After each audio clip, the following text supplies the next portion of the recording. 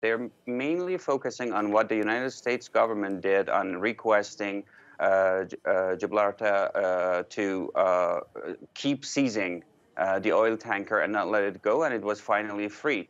Well, actually, there have been issues such as mentioning that Iran has committed itself to not selling oil to Syria, which has come up as an issue. But Iranian officials, especially Foreign Minister Zarif, today released a letter sent from Mr. Nejad, the ambassador of Iran in London, sent to the Ministry of Foreign Affairs of England, stating that Iran is not accepting any sanctions set by the European Union for non-member countries. Also stating that Grace 1 was never meant to go to Syria. Are the authorities giving any indication of what's most likely to happen to the UK oil tanker that's been seized in Hormuz?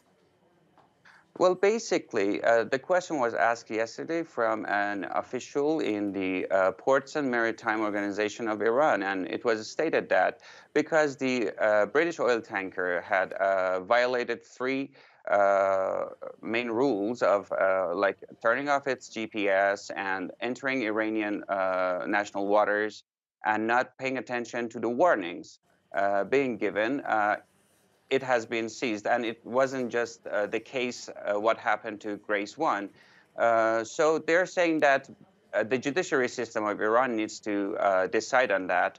However, it's believed that there is going to be a kind of cooperation maybe between Iran and England after the release of Grace 1.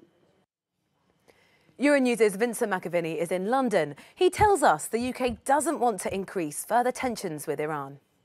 This was a test for the new Prime Minister Boris Johnson and his new Foreign Secretary Dominic Raab. At the moment, the government statement from the Foreign Office says that the UK notes the conclusion of Gibraltar's legal proceedings and the steps taken.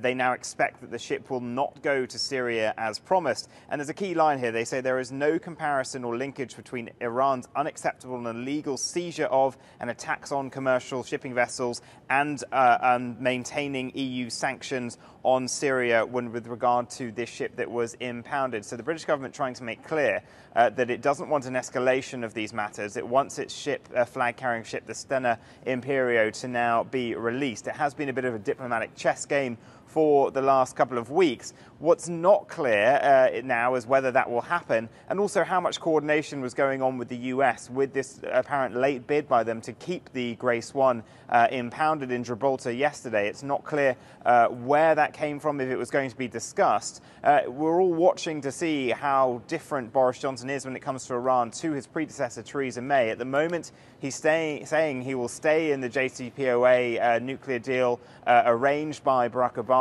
and allies, and that Donald Trump has pulled out of and is putting pressure on other countries to do so. For now, Britain is sticking with Europe on that front, but Britain has decided to break away from Europe and go into the US maritime security force that is in the Strait of Hormuz, rather than the European one that was possibly being organised and that Germany is still quite keen on. So for the moment, Britain is sticking with its main Iran policy, the JCPOA, but this has been a test to see how closely we will tack towards America as Boris Johnson tries to please Donald Trump in trying to get a closer alliance, a trade deal going with America. How far will he use Britain's military and influence to help with that going along?